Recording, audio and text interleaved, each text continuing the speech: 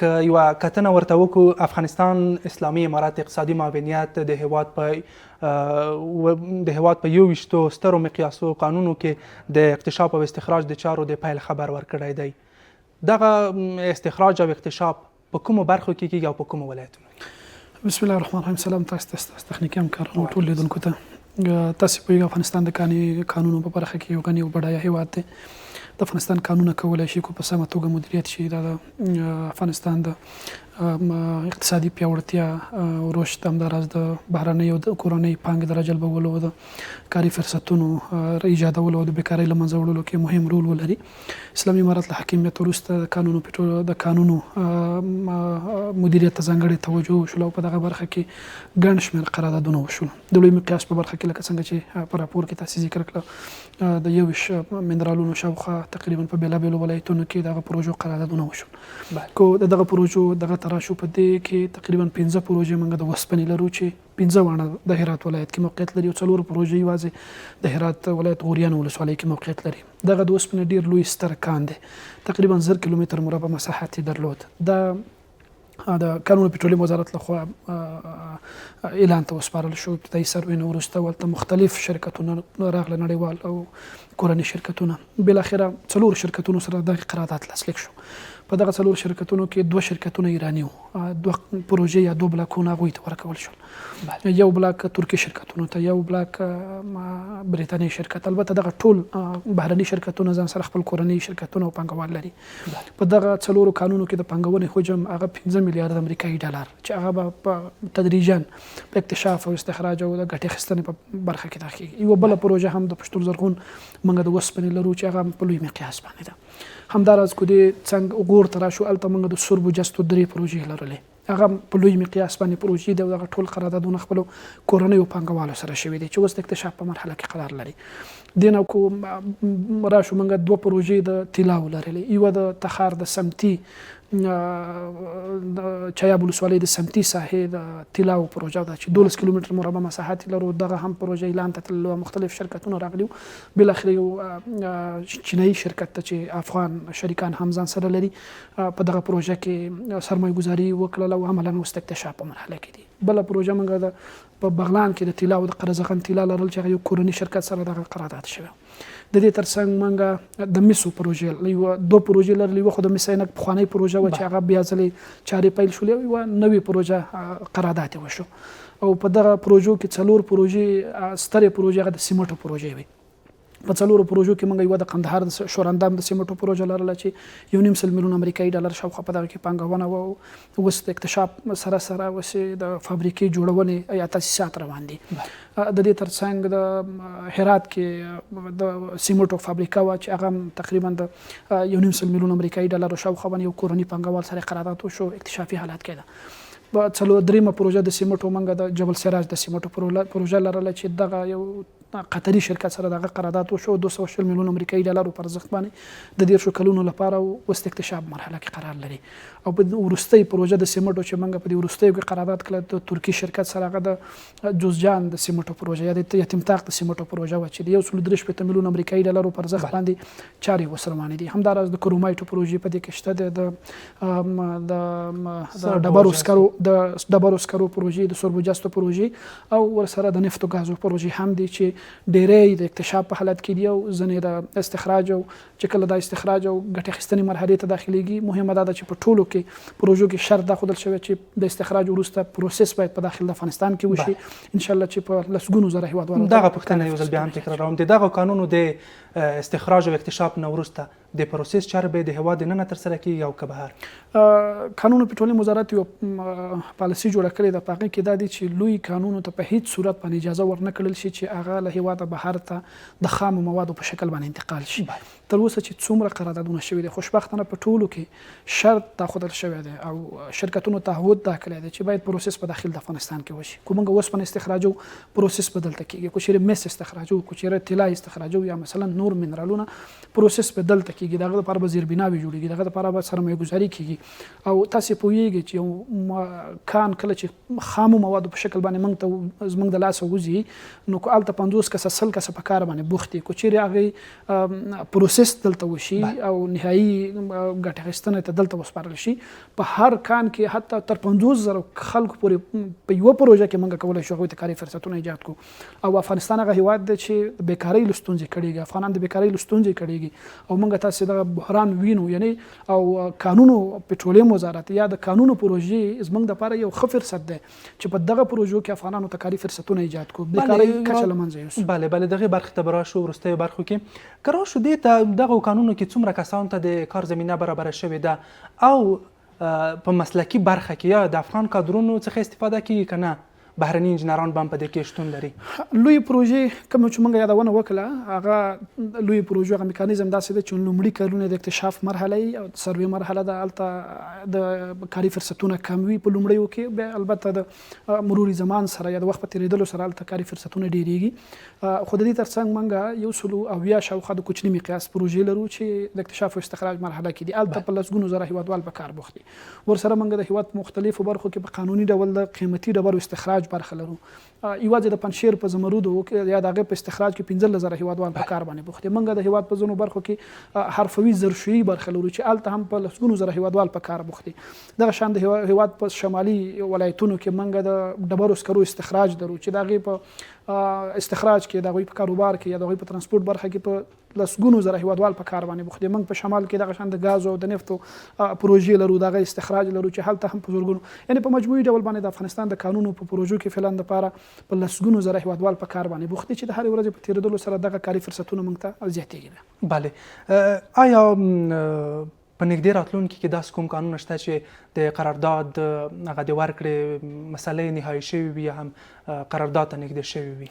دا خو یو دوامداره پروسه یي زموږ ځینې قانونه د اعلان په مرحله کې ځینې چې بیا اعلان ته تللي د هغوی په ارزیابۍ د پروپوزلونو د ارزیابي مرحله یي ځینې بیا قراردادونو ته ورکوو ځینې بیا قرارداد ته ورکول شوي اکتشاف په مرحله کې ځینې بیا اکتشافي چارې تکمیل شوي هغه بیا د استخراج په مرحله کې خو دا یو دوامداره پروسه ده او قانون پټرولیم وزارت تقریبا د پرون راهیسې موږ یو 100 شاوخوا د کوچني مقیاس ځینې پروژې اعلان ته وسپارلې چې هغه ابتدایي مراحل خلاص شوي وو د نه وروسته به شرکتونه کولی شي چې هلته خپل پروپوزلونه جمع کړي او هلته قراردادونه وکړي او خو دا یو دوامداره پروسه ده چې قانون پټرولیم وزارت د سروې برخه باندې هم کار کوي دغه شان د قانون د استخراج په برخه باندې او د قراردادونو په برخه باندې دغه پروسه یو دوامداره ده. بله په ټول هیواد کې څومره قانونه تثبیت شوي دي؟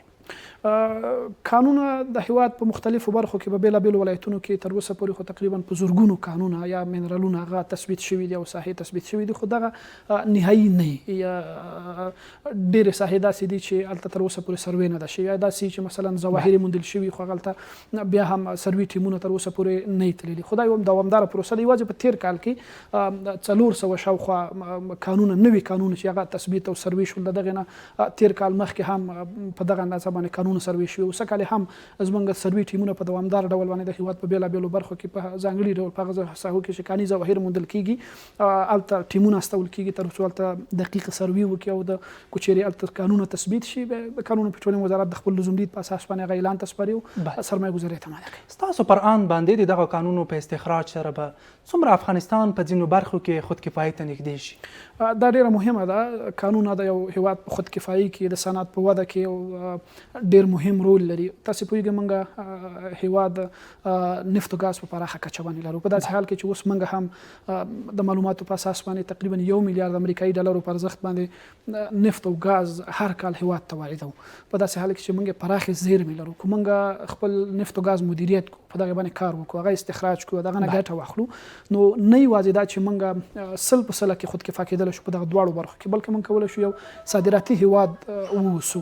همداراز د سیمټو په برخه کې په کلني ډول باندې تقریبا شاوخوا 3.5 میلیون امریکایي ډالرو په ارزښت یا 400 میلیون ډالرو په ارزښت باندې موږ سیمټ واردوو هیواد ته.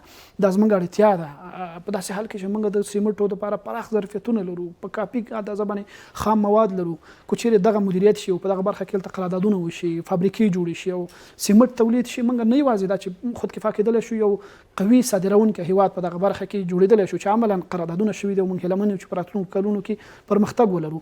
همداسې نور کاني مواد د صنعت په وده کې خورا ډیر مهم رول لري. اوسپنه دا د هیواد یو مهمه اړتیا ده. د تاسیساتو کې د هیواد په بیا رغونه کې موږ د اړتیا ټوله اوسپنه تقریبا بهر ته راځي. حتی که دلته زموږ کومې فابریکې دي هغه هم شمش یا مواد چې کوم دي د خام مواد هغه له بهره واردوي.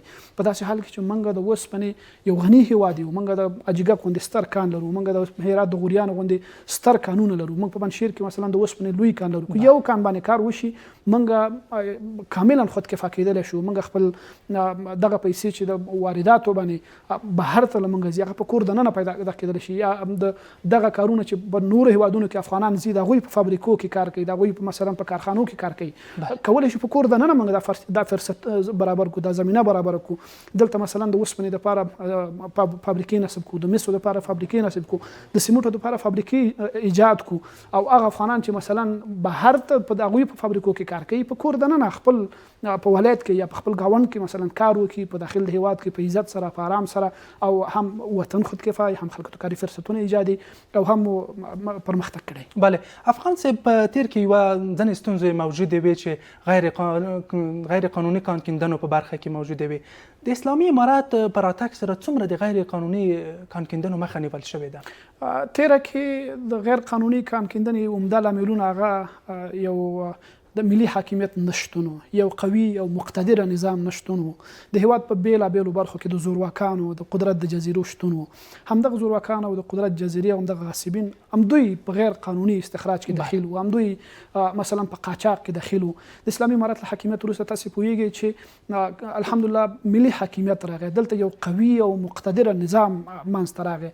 د هیواد په ټوله جغرافیه، د هیواد په ټول لرې پرتو سیمو غرونو او درو باندې د اسلامي امارت بشپړ حاکمیت راغی، او هیڅ یوه سیمه یوه لشت خاوره هم د اسلامي امارت له حاکمیت څخه خارجه نه ده چې هلته د څوک د خپل سري اقدام وکړي، هلته د غیر قانوني استخراج اقدام وکړي. نو د ملي حاکمیت سره یا په مجموع کې ویلو چې د اسلامي نظام د راتګ سره دا اسانتیا راغله چې باید په اتومات شکل باندې د دوی مخه ونیول شي. خو بیا هم د قاچاق او مثلا خپل سري د انسانانو په فطرت کې خلک وخت په وخت باندې په دې باره کې اقدام کوي، شاید اوس هم په دې برخه کې هڅې وشي ځینو برخو کې. خو اسلامي امارت په دوامدار ډول باندې دا پروسه څاري. دې لپاره مثلا د نظارت کمیټې دي، ټیمونه دي په ولایتونو کې، په مرکز کې، بل د ټولو داخلي ارګانونو سره یو بشپړه هماهنګي موجود لري د امنیتي او کشفي او دفاعي ارګانونو سره. نو هیڅ چاته اجازه نه ورکول کېږي چې د خپل سر استخراج باندې اقدام وکړي، بلکې موږ دغه پروسه سخته کړې ده، یعنې د فشار هم پرې راوستی. خو بل طرف ته قانوني استخراج لپاره مو اسانتیا راوستي، دغه پروسه مو اسانه کړې ده. اوس کولی شي خلک چې په ډېره اسانۍ باندې یو قانوني جواز ترلاسه کړي، قرارداد وکړي او هغوی ته اسانتیاوې دي، مثلا هغوی سره همکاري کېږي په دغه برخه کې. نو چونکې هغه برخه کې مشکلات ایجاد کړي دي چې غیر قانوني استخراج څوک ونه کړي، بل قانوني استخراج لپاره مو اسانتیاوې رامنځته کړي دي. نو اوس خلک هلته زړه نه ښه کوي، هڅه کوي چې دغه یو جواز ولري، ځکه که دا چې مصرف وکړي او مثلا سبا هغه انتقال ونه شي کولی، سبا ته هغه مال ضبطېږي یا مثلا هغه سره قانوني برخورد کېږي، بندي کېږي. نو څوک دغه ته زړه نه کوي. دلته اوس یو قوي نظام دی، ملي حاکمیت دی، د افغانستان ملي منافعو ته ژمنتیا موجوده ده، په حکومت کې د هغې مدیریت لپاره ژمنتیا موجوده ده، او په دغه باندې شپه ورځ کار کوو. اوس موږ بهرنیو مرستو باندې متکي نه یو، یا مثلا هغوی ته مسترګې نه یو، که چېرې بهرنۍ مرستې موږ به نظام چلېږي که نه یې به. موږ الحمدلله ډېر منابع لرو، ډېر فرصتونه لرو چې دغه په درست ډول باندې په صحیح ډول باندې مدیریت کوو. موږ هم خپل اقتصاد پیاوړی کولی شو، هم کاري فرصتونه ایجادولی شو، هم خپلې اړتیاوې پوره کولی شو، هم خپله بودیجه تمویلولی شو. نو دا ډېر ستر منابع دي، د الله تعالی نعمتونه دي، او د دغې مدیریت باندې به په جدیت باندې کار کوي. قانون او پټرولیم وزارت د قانونو د اکتشاف او استخراج په اړه د څومره کورنیو او بهرنیو پانګوالو یا هم سرمایه‌ګزارانو سره دوی تړونونه لاسلیک کړي دي؟ تر اوسه پورې خو قانون پټرولیم وزارت داسې یو اصول وضع کړي دي چې کوچني مقیاس کانونه به یوازې خپلو کورنیو پانګوالو ته ورکوي، ځکه دا لږې پانګې لږې امکاناتو ضرورت لري، او زموږ خپل افغانان کولی شي دغه امکانات او دغه ظرفیت لري، او دې دپاره چې خپلو افغانانو ته مو اولویت ورکړی یا مثلا هغوی ته کاري فرصتونه زیات ایجاد شوي. نو د کوچني مقیاس چې تقریبا 100 شاوخوا موږ پروژې لرو، دا ټول په ټوله باندې خپل افغان پانګوالو سره د هغوی قراردادونه شوي دي او ډېر شاوخوا چې د لوی مقیاس پروژې لرو د هغوی قراردادونه چونکې هغه بیا ډېر امکاناتو ته ډېرې پانګې ته یو کافي ظرفیتونو ته اړتیا لري نو په دغه برخه کې هم کورني پانګوال شته دی او داسې پروژې هم شته دی چې بهرنیو او کورنیو پانګوالو مشترکاً نیولي لکه په شروع کوم چې تفصیلاً په دې اړه باندې بحث وکړو د اوسپنې پروژې د مسو پروژې د طلاو مثلا یا د نورې لوی کانونو پروژې چې دي د نفت او ګازو هغه به بهرنیو کورنیو پانګوالو سره دغه قراردادونه شي. د وروستۍ پوښتنې په توګه باندې پوښتم کانون او پټرولیم وزارت د کورنیو او همدا ډول د بهرنیو پانګوالو لپاره څومره زمینه سازي کړې ده تر څو پورې دلته راشي په افغانستان کې د کانونو په برخه کې پانګونه وکړي او غوښتنه مو ترې څه ده؟ لکه څنګه مو چې مخکې یادونه وکړه د اسلامي امارت له راتګ وروسته یا د اسلامي نظام له حاکمیت وروسته په اتومات شکل باندې ډېرو افغانانو ته ډېر نعمتونه فراهم شول چې په دې کې زموږ تجاران پانګوال هم شامل دي. تاسې پوهېږئ د پانګونې په برخه کې یو لوی اسانتیا هغه په ځانګړي ډول د افغانستان په اړه چې کله موږ بحث کوو هغه د امنیت خبره ده هلته د فساد نشتون خبره چې دا په تېره کې ډېره زیاته وه. د اسلامي امارت له حاکمیت وروسته کاملا فساد له منځه لاړ شفافیت راغی دغه شانتې ملي حاکمیت رامنځته شو زورګویي له منځه لاړله او دغه ملي منافعو ته ژمنتیا رامنځته شوله او بله دا ده چې تعهداتو ته ژمنتیا رامنځته شوله. کله چې یو شرکت سره قرارداد کوي مهمه دا ده چې هلته اعتماد باید موجود وي یعنی داسې نه چې نن یو هوکړه وکړي یو توافق وکړي سبب یې دغه خپل هوکړه نه سړی په شا کېږي نو اسلامي نظام د خپلو تعهداتو ته بیا ژمن پاتې کېږي یعنی دا یو لوی اسانتیاوې چې کورنیو او بهرنیو پانګوالو ته رامنځته شول. بل افغانستان کافي فرصتونه لري یعنی د افغانستان منابع موږ ته بیکر ویلی شو یا دستنخورده تر اوسه پورې یعنی نه دي ګټه ترې نه ده اخیستل شوې دا یو ښه فرصت دی د شرکتونو دپاره د خپل حکومت دپاره چې دغه فرصت نه په استفاده باندې دلته پانګونې ته زمینه برابره شي او موږ ولیدل چې په دغه تېرو 3 کلونو کې په سلګونو کوچني مقیاس او دغه شان د لوی مقیاس قراردادونه وشول او موږ د بهرنیو شرکتونو لیوالتیا هم په دغه برخه کې ولیدله چې مختلف شرکتونو لیوالتیا هم ښودلې او عملا د هغوی سره په مختلفو برخو کې قراردادونه وشول. ډېره زیاته مننه کور مو ودان افغان صاحب چې راغلی او په بحث کې مو ګډون وکړ. مننه ستاسو نه. ډېره زیاته مننه.